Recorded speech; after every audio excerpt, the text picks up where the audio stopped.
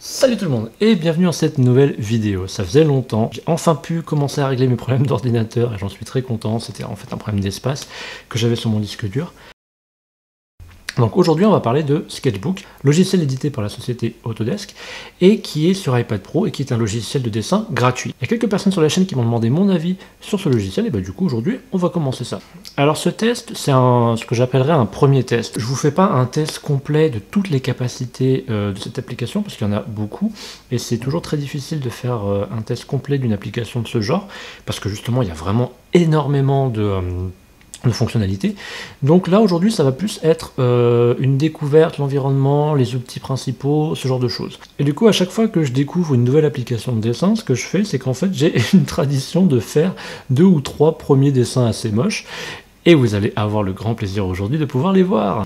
Alors Sketchbook, c'est pas un logiciel auquel je suis complètement inconnu, parce que c'est en fait le premier logiciel que j'ai utilisé sur une tablette graphique. J'avais une tablette, qui est ici d'ailleurs, c'est la tablette Samsung Galaxy Note 10.1 édition 2014. Pourquoi donner un nom simple quand on peut faire compliqué? Et qui était donc la première tablette sur laquelle j'ai dessiné. Il y avait un petit stylet qui se rangeait ici, qui d'ailleurs est bien complètement niqué maintenant. J'ai fait mes premières BD, un peu genre blog et ainsi de suite, avec cette application. Et donc aujourd'hui je m'attaque à la version iPad Pro de ce logiciel. Et il y a eu des changements. Alors déjà l'application est devenue gratuite. Avant l'application coûtait environ 7 € à peu près.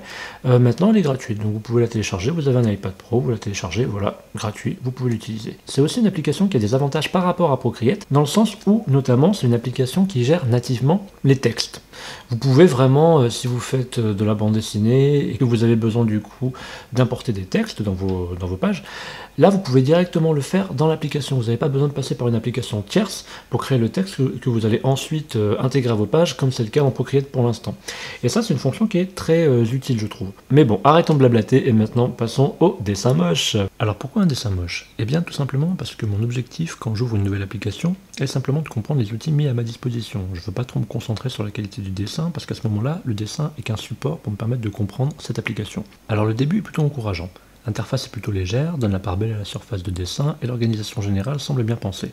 On peut créer des canevas à la taille que l'on veut, tous les différents brushes sont localisés sur la gauche de l'écran, tous les outils de transformation et de géométrie sont sur le haut de l'écran et les calques sont sur la droite.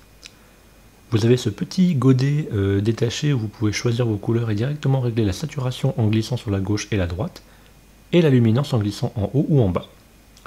Est-ce que ça peut être pratique? Peut-être.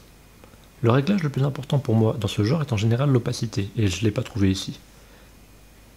Mais ça peut servir à donner des effets, donc pourquoi pas.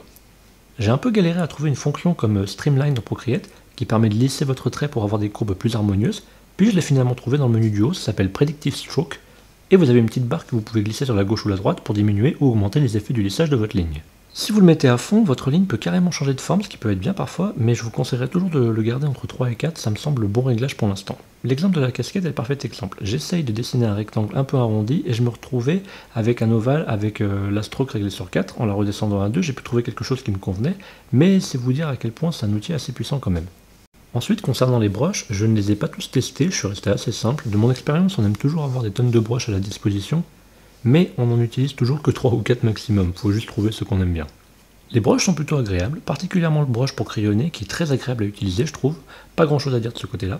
On peut les optimiser, les régler comme on veut, tout comme dans Procreate, encore une fois tout fonctionne bien. Au passage j'ai aucune idée de ce que je dessine à ce moment-là, mais pas du tout. Une chose que j'apprécie ici, et que je comprends pas aussi, c'est que lorsque l'on redimensionne un dessin dans Sketchbook, il n'y a pas de flou comme dans Procreate, ce qui est étrange mais agréable. C'est étrange parce que toutes ces applications de dessin qu'on utilise sont en général basées sur du dessin de type raster, qui est globalement un dessin qui est en fait fait avec des pixels. Donc quand on redimensionne une partie du dessin, on redimensionne les pixels aussi, d'où l'effet de flou que l'on peut voir apparaître. Mais pas sur Sketchbook, ce qui peut être vraiment appréciable et faire économiser du temps. C'est un gros plus. Ensuite, passons à la colorisation. Alors c'est un peu le point qui fâche pour moi, je n'ai pas trouvé d'outil comme dans Procreate qui pouvait me permettre sur un autre calque de pouvoir coloriser rapidement une partie d'un dessin en gardant ses contours sur un autre calque.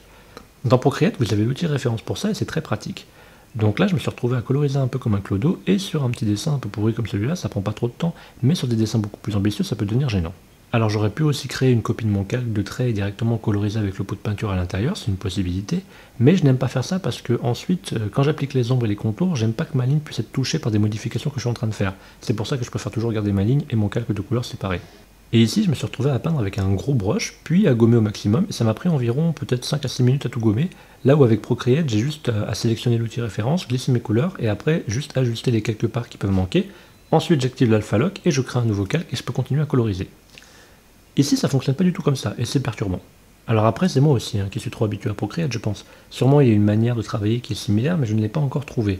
Celle qui s'en approche le plus est d'utiliser le premier lasso dans la catégorie sélection en haut, et après sélectionner la partie du dessin que vous voulez coloriser, créer un nouveau calque et ensuite coloriser à l'intérieur de ce calque. Ça marche plutôt bien, mais je préfère bosser comme je bosse dans Procreate personnellement. Enfin, l'autre outil qui manque ici, c'est l'Alpha Lock.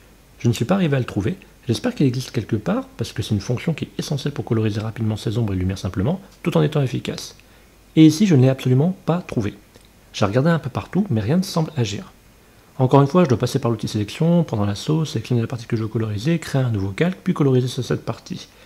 Et je pense que pour beaucoup de gens, ça fonctionne très bien, et dans ce cas-là, ça ne sera pas un problème pour vous, mais pour moi, ça fait un fonctionnement un peu trop Photoshop que je déteste personnellement, et c'est pour ça que je préfère toujours dessiner sur Procreate, parce que le fonctionnement n'est pas le même.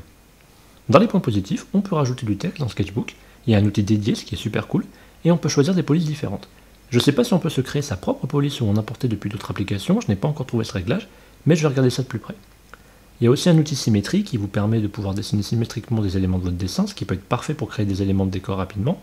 Il y a un outil forme géométrique qui vous permet de créer des cercles, des carrés, rectangles facilement. Bref, c'est très largement mieux que Procreate à ce niveau-là. Et pour une raison simple, vu que ça n'existe absolument pas dans Procreate.